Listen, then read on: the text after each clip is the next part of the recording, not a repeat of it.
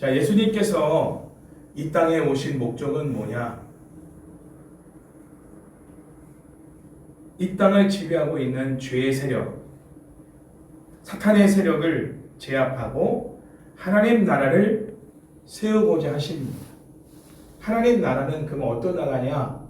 따라서 해볼게요. 예수님께 순종하는 나라. 예수님께 순종하는 나라. 아멘. 내 안에 하나님 나라가 임했다는 것은 내가 예수님께 순종하고 있다는 거예요. 나의 주인이 예수님이시다. 나는 누구의 말을 듣는 게 아니라 예수님의 말을 듣고 예수님의 뜻을 따라 살아가는 사람이다.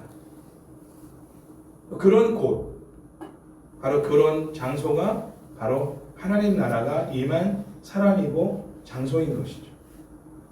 죄라고 하는 헬라어는 하마르티아라고 하는데, 이 하마르티아라고 하는 이 죄라는 뜻은 뭐냐면 관역에서 빗나가다. 양궁에 보면은 관역을 보고 화살을 쏘잖아요.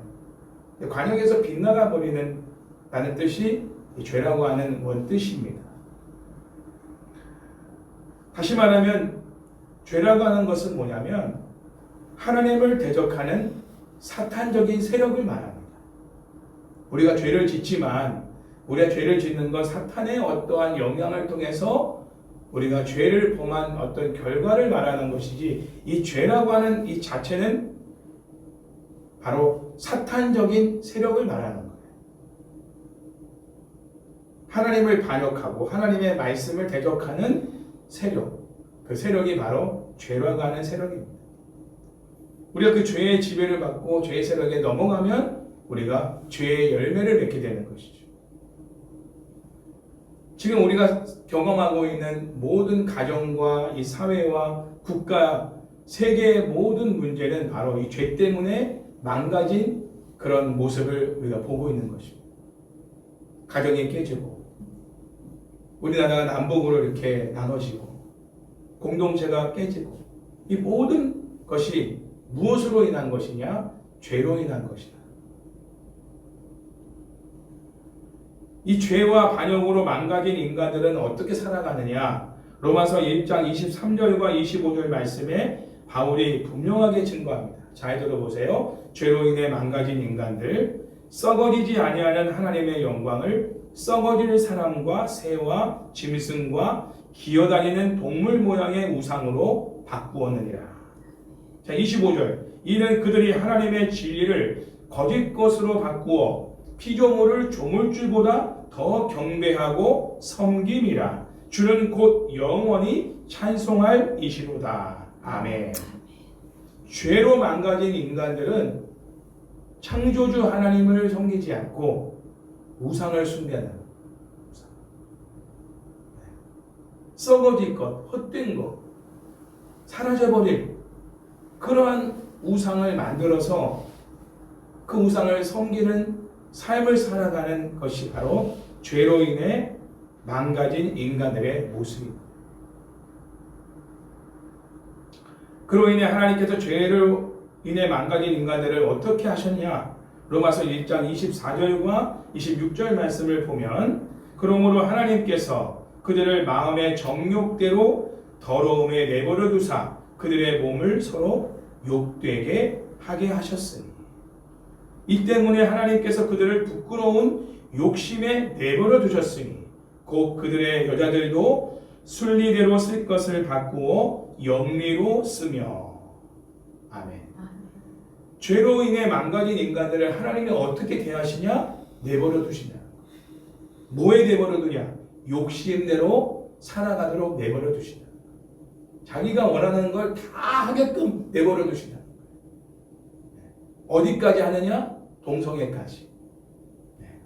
인간이 쾌락을 즐길 수 있는 최고의 단계가 동성애예요. 거기까지 하도록 내버려 두신다는 것. 이게 하나님의 죄로 인해 망가진 인간들을 대하는 방법이십니다. 구제가 불능한 상태가 되는 거죠. 건지시질 않아요. 그냥 끝까지 가게 하시는 거예요. 끊임없이 마음의 정욕, 욕심을 따라 살아가게 내버려 두신다. 그 결과로 어떻게 되느냐? 공동체가 파괴됩니다. 일단은 가족 간의 구성원들의 관계가 깨집니다. 사회 구성원들의 관계가 깨집니다. 만약 신앙인이면 교회 공동체 안의 관계가 깨져요. 그래서 결국 자기 혼자만 남아요. 여러분 지금 일본도 그렇지만 우리나라도 그렇지만 혼자 사는 사람들이 굉장히 많습니다. 1인 가구가 30%가 넘어요, 우리나라가. 1인 가구가. 그래서 아파트 큰 데는 나가질 않아요. 다 오피스텔, 원룸 이런 것들만 지금 짓고 있고 또 분양되고 있어요. 왜? 혼자 지내는 것이 편한 거예요. 그러나 그 편한 것은 오래가지 못해요. 로마서 1장 29절에 31절 말씀 보면 또 어떤 말씀이냐면 곧 모든 불의, 추악, 탐욕, 악의가 가득한 자요, 능욕하는 자요, 교만한 자요, 시기와 살인, 분쟁, 사기, 악독이 가득한 자요, 수군수군하는 자요, 비방하는 자요, 하나님께서 미워하시는 자요, 능욕하는 자요, 악을 도모하는 자요, 부모를 거역하는 자요, 우매한 자요, 배약하는 자요, 무정한 자요, 무자비한 자라고 증거하고 있습니다. 자, 이 모든 악의 내용들을 보면 관계 속에서 일어나는 일이에요. 이게. 사람과 사람 간의 관계 속에서. 그래서 관계가 깨지는 거예요. 죄로 인해 망가진 인간들은 여전히 자기 탐심을 채우기 위해서 끝까지 자기 원하는 것을 채워가는데 문제는 뭐냐? 관계가 다 깨지는 거예요. 자기 혼자 누리고 자기 혼자 즐겁게 사는 거예요.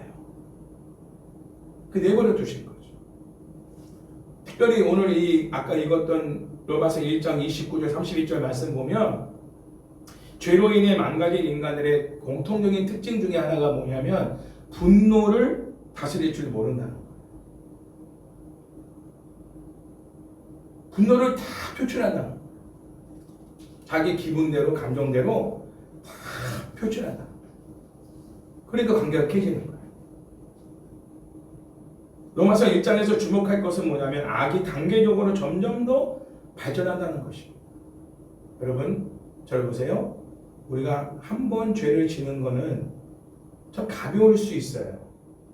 별거 아닐 수 있어요.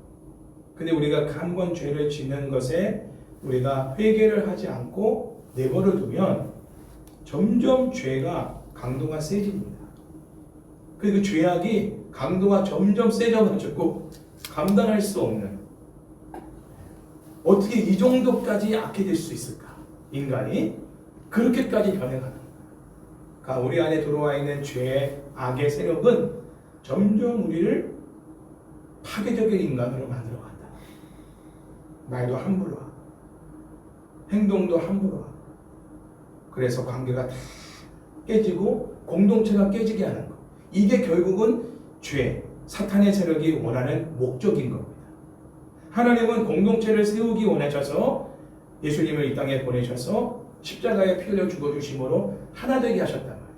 하나님과 하나 되게 하시고, 그렇죠? 그리고 사람과 사람 간의 관계를 하나 되게 하시고, 그게 하나님이 하시는 목적이에요. 구원의 목적이에요. 하나 되게. 성령님이 하시는 일도 하나 되게 하시는 일을 힘써 행하고 계시죠. 하나님이 하시는 일은 하나 되게 하는 거고, 사탄이 하는 거는 뭐예요? 관계를 다 깨트리는 거예요. 파괴시키는 거예요. 바울은 이제 로마서 2장 1절에서 3장 8절까지 유대인들의 죄를 이제 설명하는데 뭐라고 말하냐면, 그러면 다른 사람을 가르치는 네가 내 자신을 가르치지 않느냐? 도둑질하지 말라 선포하는 네가 도둑질하느냐? 간음하지 말라 말하는 네가 간음하느냐? 우상을 가증히 여기는 네가 신전 물건을 도둑질하느냐? 율법을 자랑하는 네가 율법을 범함으로 하나님을 욕되게 하느냐?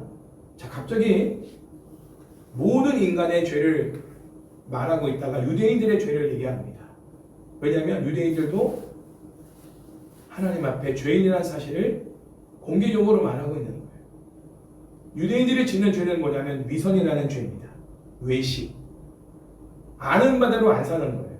하나님이 율법을 주셔서 어떻게 살아야 되는지를 다 알아요. 이방인들은 그 율법이 없잖아요. 그러니까 어떻게 사는 방식을 몰라. 하나님이 뭘 원하시고 뭘 싫어하시는지를 모르지만 유대인들은 안단 말이에요. 아는데 그렇게 안 사는 거예요. 우리가 그럴 수가 있어요. 우리는 하나님 말씀을 아는 사람들이에요. 근데 우리는 그렇게 안 살아. 그게 위선과 외식입니다. 하나님이 가장 싫어하시는 모습 중에 하나가 위선자예요. 외식자. 나는 그렇게 안 살면서 다른 사람들을 그렇게 살아가라고 지적하고 판단하고 정죄하는 것. 그게 유대인들이 짓는 죄인 것이죠. 혹시 우리가 그러고 있지 않은가? 우리도 죄인이라는 사실을 인정해야 된다는 겁니다.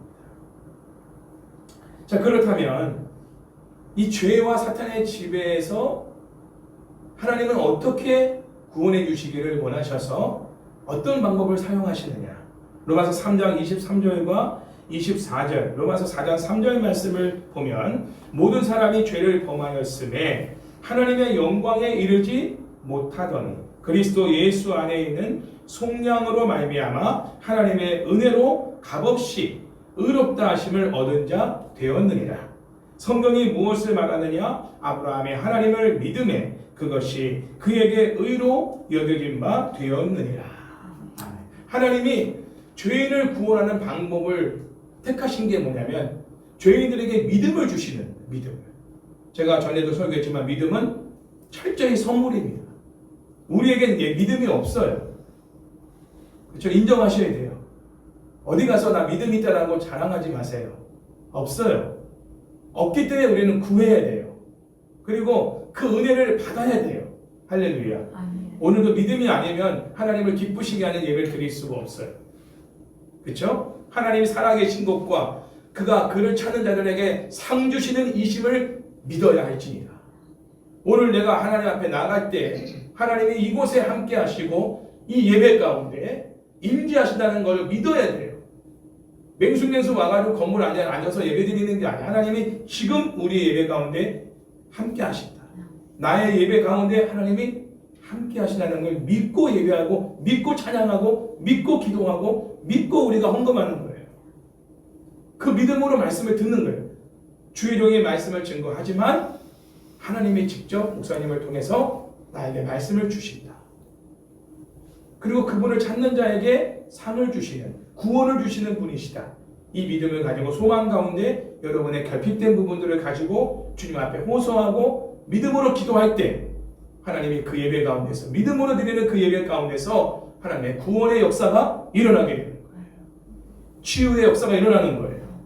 문제가 해결되는 거예요. 그 믿음으로 드리지 않는 예배는 아무런 하나님의 역사와 임재를 경험할 수가 없는 거예요. 그냥 주일 예배 한번 드린 거죠. 그냥 오늘 와서도 주일 성수했다. 거기에 의미를 두는 것이. 종교인이에요. 그거는 신앙인이 아니에요. 그리스도인이 아니에요. 자, 믿음을 주시는 거예요.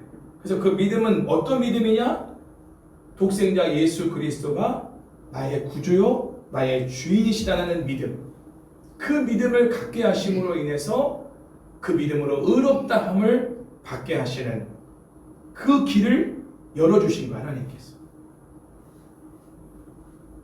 그것을 끝난 게 아니라 하나님은 인간 안에 본연의 문제가 있어요. 믿음을 가지고 살아가도 이 문제가 해결되지 않으면 여전히 우리는 죄 안에서 자유할 수가 없는 거예요.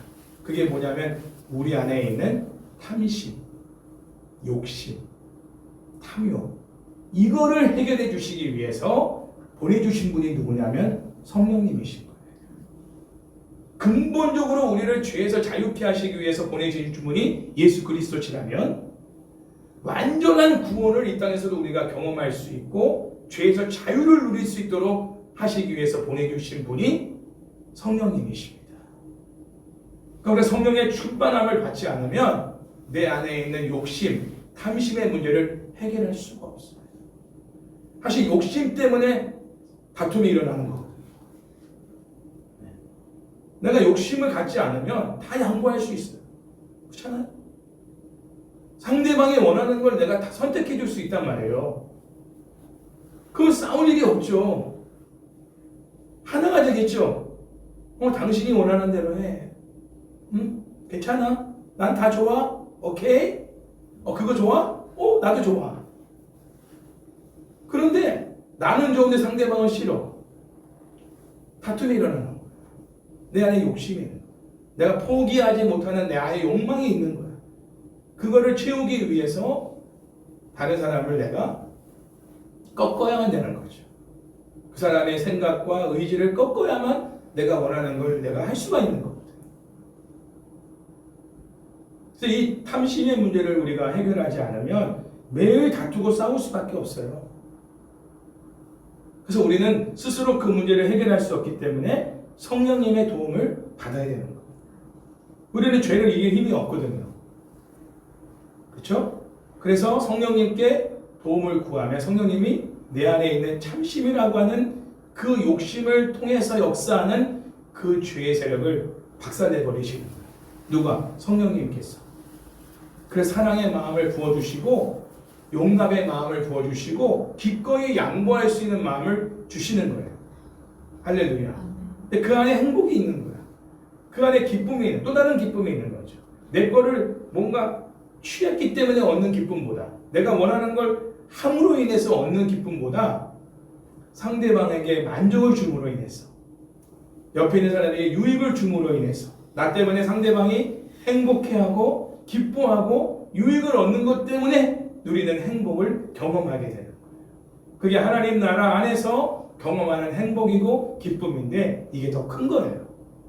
내가 원하는 걸 얻는 기쁨보다 나를 통해 상대방이 원하는 것을 해줄 수 있을 때, 그의 어떠한 결핍된 부분들을 내가 채워줄 때 얻는 그 기쁨이 훨씬 큰 거예요. 그리고 하나님은 그런 자에게 또 풍성한 은혜를 보너스로 채워주십니다. 일석이조죠. 그렇죠? 나도 행복한데 또 하나님이 나에게 또 내가 그걸 포기함으로 인해서 얻지 못한 것을 하나님은 또 다른 방법을 통해서 또 채워주시는 은혜가 있다는 거죠.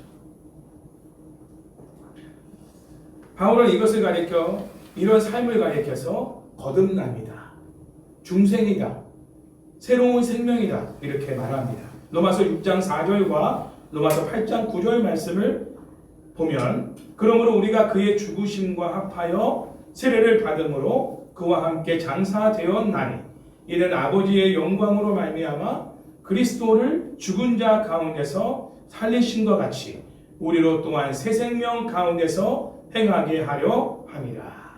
만일 너희 속에 하나님의 영이 거하시면 너희가 육신에 있지 아니하고 영에 있나니 누구든지 그리스도의 영이 없으면 그리스도의 사람이 아니니라. 예수님을 나의 구주와 주인으로 왕으로 모신 사람들에게는 성령을 부어주시고 성령으로 우리의 삶을 인도하신다는 거예요. 자, 성령으로 인도하시는 그 사람의 삶이 거듭난 삶인데, 그 거듭난 사람들의 삶의 모습이 뭐냐? 아까도 말했지만 상대방의 유익을 끼침으로 그가 행복해하는 모습으로 내가 행복해하는 거예요. 그 사람을 이용해서 내가 원하는 걸 얻으려고 하는 삶이 아니라 나를 희생해서 상대방의 원하는 걸 해주는 거예요. 그게 만족이고 행복이고 삶의 목적이고, 내가 사업을 하는 목적, 직장생활하는 목적, 가정을 이루는 목적, 내가 공부하는 목적, 모든 목적이 뭐냐? 섬기기 위해서 성공하는 거예요. 할렐루야. 목적이 바뀌는 거예요. 나를 위한 게 아니고 상대방을 위한 것. 이게 거듭난 사람들의 공통적인 삶의 목적이에요. 할렐루야. 누가 그렇게 이끌어 가신다고요? 성령님께서. 여러분 한번 삶을 보세요. 어떻게 살고 계신가? 거듭났는가? 거듭나지 않았는가는 그걸 통해서 알 수 있는 거예요. 물론 나와 가까이에 있는 어떤 연인이나 친구나 가족들을 섬기는 것만 가지고 그걸 볼 수 없어요. 그 섬김과 그 어떤 유익을 끼치는 부분의 지경이 그냥 내 가족에게 국한된 게 아니라 전방위적으로, 심지어는 나의 원수까지도, 나를 대적하고 핍박하는 사람들까지도 내가 축복하고, 그가 굶주릴 때 먹을 걸 주고, 그렇죠? 그가 슬픔을 당하면 위로해주는, 그게 누구에 의해서? 성령에 의해서 그게 이루어지는 거예요. 내가 원하는 게 아니라 내 육신적으로는 원하지 않아. 꼴도 보기 싫어. 그런데 성령님은 그럼에도 불구하고 나를 그렇게 하게 만들어 가시는 거예요. 이끌어 가시는 거예요. 그런 삶이 여러분 삶에 보여지고 있다면 거듭난 삶을 살고 있는 거예요. 할렐루야. 자, 그러니까 세상 사람들이 이해가 안 되는 거죠. 어떻게 이렇게 살아갈 수 있느냐. 이 진짜 거듭난 그리스도인들을 보면요, 세상 사람들이 충격을 받습니다. 왜? 자기 삶하고 너무 다르니까. 로마서 8장 5절 6절 말씀 보면 육신을 따르는 자는 육신의 일을, 영을 따르는 자는 영의 일을 생각하나니 육신의 생각은 사망이요 영의 생각은 생명과 평안이라. 아멘. 성령님은 어떻게 그러면 우리의 삶을, 거듭난 사람들의 삶을 이끌어 가시느냐? 생각을 통해서. 그 생각이 어떤 생각이냐? 하나님이 기뻐하시는 생각. 다시 말하면 하나님의 소원을 우리에게 알려주신다는 거예요. 거듭난 사람들에게 하나님이 이거 원하셔. 하나님이 너를 통해 이걸 하기 원하셔. 그 생각을 넣어주시는 거야. 내가 원하는 생각이 아니에요. 하나님이 원하는 생각을 넣어주시고 그 생각 속에 내가 자원하는 마음, 기쁜 마음으로 이행하는 거예요. 난 싫은데 이게 아니라 맞아, 하나님이 기뻐하시겠다. 와, 이거 하나님이 좋아하시겠다. 그럼 해야지. 신나게, 기쁘게, 즐겁게, 더 나아가 전력으로, 전심으로 거기에 올인하게 만드시는 거예요. 성령님께서 생각을 넣어주시고 그 생각 가운데 지배를 하게 하시고 그 생각 가운데 이행하게 하시는데 전력을 다해서 그 일을 이행하게 하시는 분이 성령님이시. 열정도 주시고 할 수 있는 힘도 주시고 환경도 열어주시면서 그렇게 하게 하시는 거죠. 네. 철저히 수동적인 거죠. 그런데 수동적인데 능동적인 거예요. 무슨 말씀인지 이해되겠어요? 억지로 끌려간다는 게 아니라는 거죠. 그렇게 하는 내가 기쁜 거예요. 그렇게 하고 있는 내 삶이 너무 좋은 거야. 그래서 내가 좋아서 하는 거예요. 그러나 그게 수동적인 거예요. 그래서 성령에 의해서 행하는 일이 수동적이지만 그 일을 행하는 나는 능동적으로 그 일을 하는 거예요. 이해되시죠? 무슨 얘기인지. 내가 원해서 하는 거죠. 그래서 즐겁고 기쁘고 행복함을 누리게 되는 거예요. 로마서 8장 4절 말씀 보면 육신을 따르지 않고 그 영을 따라 행하는 우리에게 율법의 요구가 이루어지게 하려 하심이라. 자, 율법의 요구가 이루어지게 하시는 것은 뭐냐? 성령을 따라 사랑을 행할 때 율법이 이루어지게 되는 거죠. 우리 율법은 우리가 스스로 지키는 게 아니에요. 그 율법주의의 거는 율법을 완성케 하시는 분이 예수님이잖아요. 그리고 우리 삶도 율법을 완성케 하시고자 우리 안에 역사하시는 분이 성령님이에요. 무엇을 통해? 사랑을 행하는 거예요.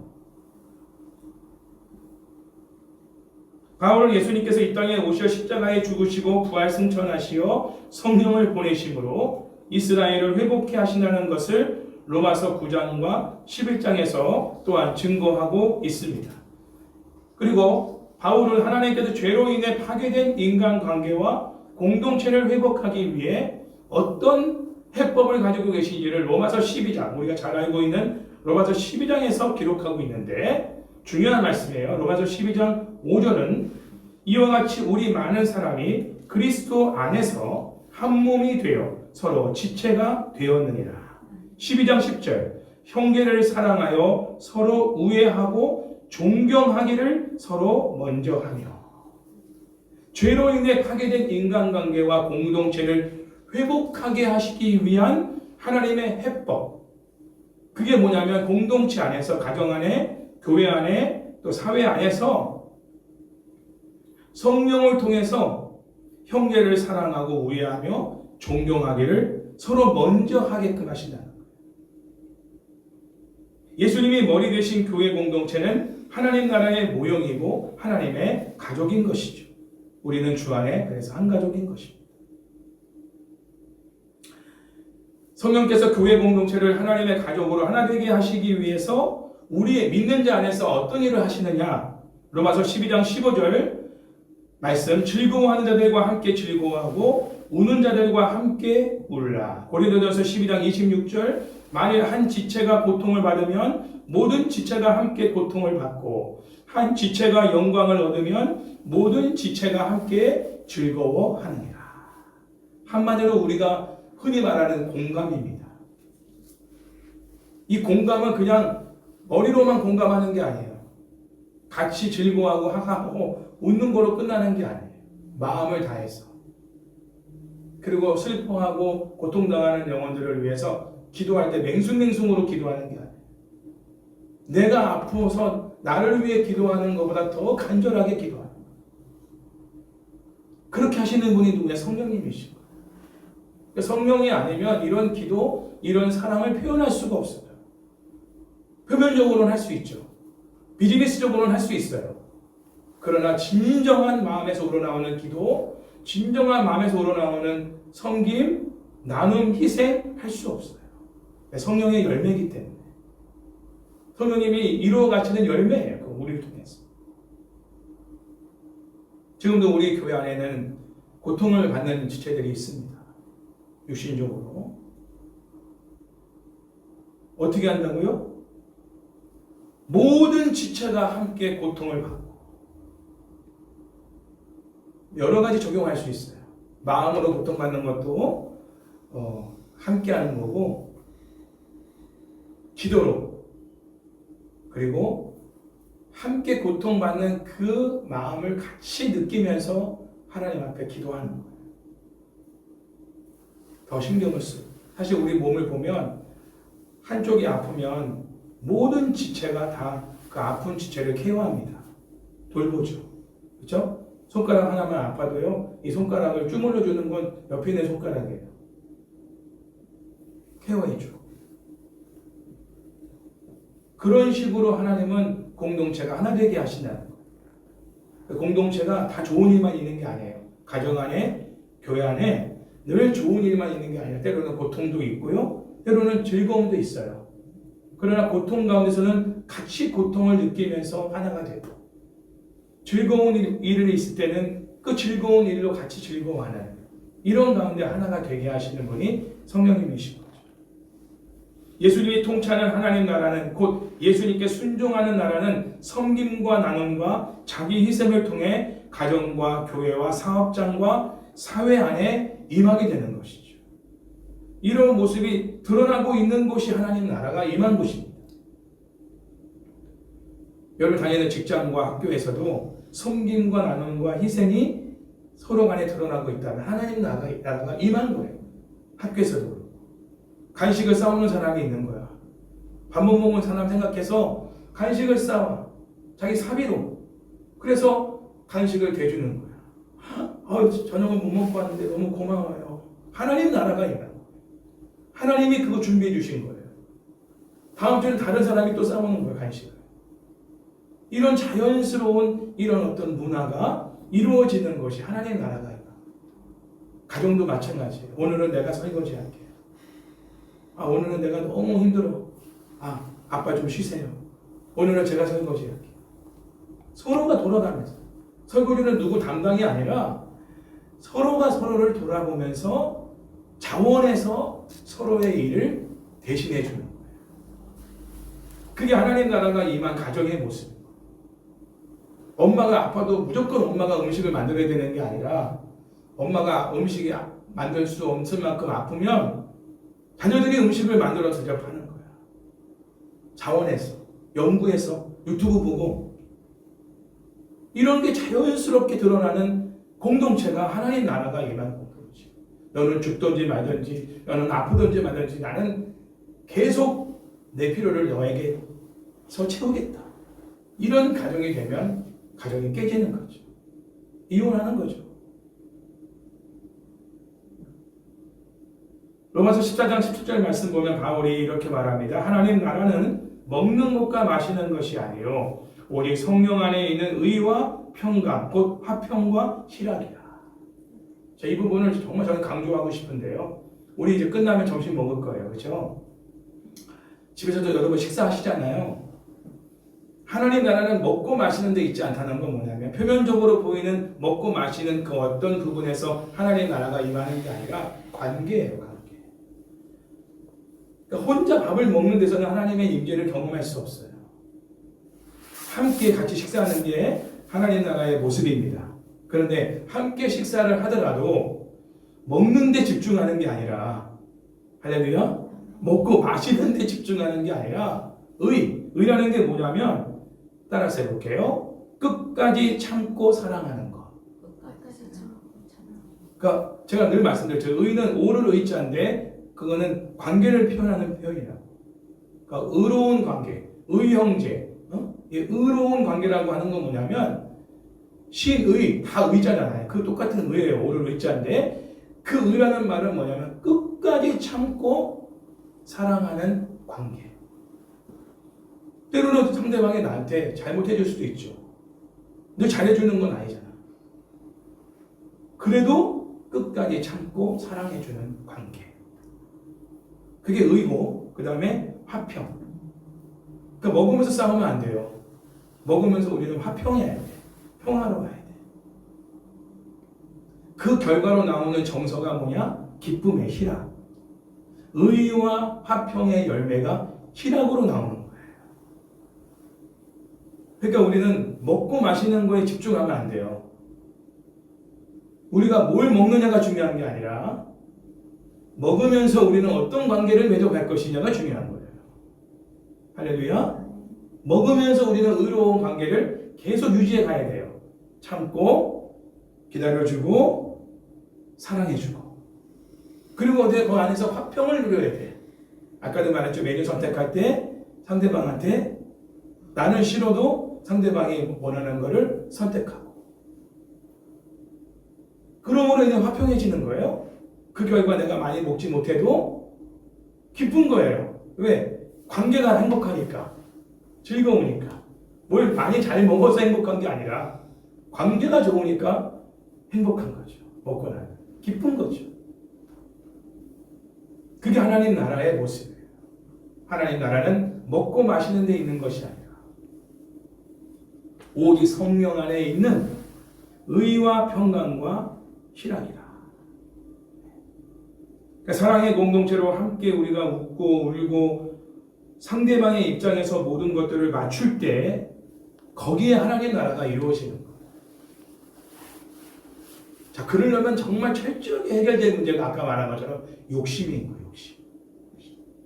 식탐이 강한 사람들은 꼭 먹어야 되는 음식을 먹어야 돼요. 근데 상대방은 그걸 원하지 않아. 그럼 그거를 꺾지를 못해. 그러면 화평이 깨지는 거예요. 그 먹고 나도 기쁘지 않아. 행복하지 않아. 그래서 모든 문제에 있어서 이 욕심의 문제가 성령 안에서 다스려지지 않으면 내가 상대방한테 모든 선택권과 모든 것을 넘겨줄 수가 없는 거예요. 상대방의 유익과 그분의 기쁨을 위해서 기꺼이 내가 원하지 않지만 포기할 수 있는 마음. 그게 이미 성령 안에서 내 안에 이루어질 때 어떤 음식을 먹든지 뭘 마시든지 그 안에 의와 화평이 있고 결국은 기쁨이라는 열매를 함께 맺게 된다는 것이죠.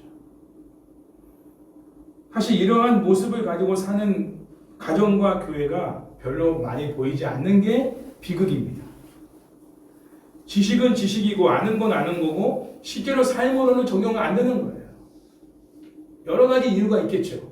여러 가지 이유가 있는데 가장 중요한 문제는 뭐냐면 목적이 안 바뀌었기 때문에 그래요. 다시 말씀드려요. 잘 들으세요. 하나님 나라의 목적은 뭐냐면 하나님의 영광을 돌리는 데 있습니다. 반대로 자기 나라의 목적은 뭐냐면 자기 영광을 돌리는 거예요. 두 나라밖에 없어요. 나의 나라와 하나님 나라. 이 두 나라가 싸우는 거야, 날마다 내 안에서. 그런데 하나님 나라가 임한 사람들은 하나님의 영광을 목적으로 살아가기 때문에 기꺼이 하나님이 원하시는 뜻이 뭔지를 알기 때문에 포기할 때 포기할 수가 있는 거죠. 화를 내고 싶어도 화를 참을 수가 있는 건 그 화를 내므로 인해 하나님의 영광이 가려진다고 생각하면 참을 수가 있는 거예요. 이 말을 하는 것이 하나님께 영광이 되고 상대방에게 유익이 된다라고 생각하면 말을 하겠지만, 나는 이 말을 꼭 하고 싶어, 이 말을 안 하면 잠을 잘 수가 없어 라고 해도 이 말을 함과 동시에 하나님의 영광이 가려지고 결국 관계가 깨진다 하면 그 말을 절제하고 참는 부분이 필요한 거예요. 그게 성령님이 통제해 주시는 거니까 내 스스로가 안 되면 성령님께 도움을 구해야 되는 거예요. 입이 간질간질하고 막 화가 막 치밀어 올라도 성령님 나의 화를 다스려 주시고 나의 입을 재갈을 물려 주시고, 그래서 절대 내가 상대방한테 상처를 주지 않고 상대방한테 내가 오히려 유익을 끼치고 상대방이 나 때문에 기뻐하는 모습을 보기 원합니다. 위로를 얻기 원합니다. 그래서 하나님께 영광이 되기 원합니다. 전에 처음에 말씀드렸잖아요. 첫 주 여기 와서 상대방에게 유익을 끼칠 때 하나님 영광 받으신다고. 기억나시죠? 하나님은 고린도전서 말씀드렸잖아요. 서로에게 유익을 끼치는 것이 곧 하나님께 영광이 되는 것이다. 그렇지 않다면 그거는 결국 내가 영광을 받고자 하는 나의 나라가 나를 지금 지배하고 있다는 증거예요. 그것이 곧 성령 충만하지 않다는 증거인 겁니다. 철저히 성령의 충만함을 받지 않으면 우리는 자기 나라에 충실한 사람이 될 수밖에 없고 자기 영광의 목적을 두고 살아가는 인간이 될 수밖에 없고, 그로 인해 결국은 관계가 다 깨져버리는 불행한 그러한 삶을 살게 된다는 거예요. 하나님 나라 안에서 성령의 능력이 드러나는 부분들은 바로 섬김과 기도와 말씀 선포입니다. 우리에게 부족한 부분이 뭔가를 한번 볼게요. 기도가 부족한 것 같습니다. 내 자신의 어떤 육적인 어떤 마음들이 올라올 때 그거를 두고 주님 앞에, 성령님 앞에 내려놓고 기도하는 그 기도가 부족하다. 날마다 싸워야 돼요. 우리 옆에 있는 지체들은 동역자들입니다. 가장 가까운 동역자가 바로 남편과 아내 그리고 자녀들이고, 그렇죠. 저는 동역자들과 많이 싸웠어요, 옛날에. 동역자들과 하나님이 붙여주신 동역자들과 막 싸웠어. 결국은 내가 행복하냐? 불행해지네. 그가 행복해야 내가 행복한 거예요. 꼭 잊지 마세요. 우리 윤선 집사가 행복해야 우리 가족 모두가 행복한 거예요. 전정희 사모가 행복해야 우리 모두가 행복한 거예요. 결국은 내가 행복을 얻기 위해 상대방을 만약에 내가 지배하려고 한다면 상대방은 불행해지고 결국 나도 불행해지고, 하나님 나라는 섬김, 기도, 그리고 말씀을 통해서 이루어가는 그 원동력이 바로 하나님 나라를 경험하는 힘이 뭐냐? 섬김, 그리고 기도, 말씀. 이 세 가지가 바로 이 하나님 나라의 이 성령 안에서 이루어지는 그러한 삶을 가능하게 하는 힘이라는 것입니다. 오늘날 우리가 하나님 나라를 어떻게 실현해 나가야 되는지를 한번 기억해 보면서 우리 안에 무엇이 지금 부족한가? 우리 안에서 지금 어떤 게 지금 결핍되어 있는가를 생각해 보면서 먼저 우리 가정 안에서부터 하나님 나라가 이루어지기를 축복합니다. 그리고 우리 교회 안에 하나님 나라가 이루어질 때 우리를 통해 이 구리 갈매동 지역과 우리 만나는 모든 사람들에게도 하나님 나라가 세워질 수가 있다는 거예요. 자, 처음부터 한번 여러분 쭉 말씀드린 걸 꼭 기억하시고 내가 어디에 목적을 두고 신앙생활을 하는가를 꼭 기억하십니다. 하나님의 영광을 위한 것인가? 그것이 뭐라고요? 상대방의 유익을 위한 것인가? 우리가 하나님의 영광을 위한 거라고 생각하면 너무 이 막연해. 그렇죠? 찬송을 쫙 부르고 우리가 막 예배를 열심히 드리면 하나님 영광 돌리는 것처럼 생각하지만 하나님은 어디서 영광을 받으시냐? 내가 다른 사람을 유익되게 할 때, 덕을 끼칠 때, 그 사람이 나 때문에 행복해하고 기뻐할 때 하나님의 영광이 드러나는 거예요. 그러한 삶을 우리가 살아가는 걸 내 인생의 목적으로 두고 살아가는 사람이 거듭난 사람이라고 아까 말씀드렸어요. 성령님이 내 안에 사시는 일이 바로 그런 일이라는 거예요. 그러니까 내가 그런 모습과 가까운지 먼지를 한번 체크해보고 그러면 내가 어떻게 하면 이런 삶을 살아갈 수 있을까에 있어서 아까 원동력이 뭐라고 그랬어요? 섬김과 기도와 말씀이라고 했잖아요. 그런 삶을 살 수 있으려면 능력 있게 어떤 상황에서도 내가 그런 삶을 살 수 있으려면 날마다 섬기는 삶, 기도의 삶, 말씀 충만한 삶을 유지해야 돼요. 그게 성령 충만한 삶을 유지하는 거야. 그럴 때 내 안에서 하나님 나라가 재현되고 하나님 나라가 나를 통해서 세워지는 역사가 가는 곳마다 섬김과 나눔과 자기 희생의 모습이 나를 통해서 드러나는 거예요. 그 나만 그러는 게 아니라 나에게 영향을 받는 사람이 또 다른 사람을 섬기고 나누고 희생하는 모습으로 점점 확산돼 가는 거야. 그런 사회, 그런 나라가 되면서 전체가 다 하나님 나라의 그런 문화로 세워져 가는 이걸 위해 예수님이 이 땅에 오신 거예요. 그리고 교회를 세우신 거예요. 그 목적대로 우리 한가족교회가 쓰임받기를 주의 이름으로 축원합니다.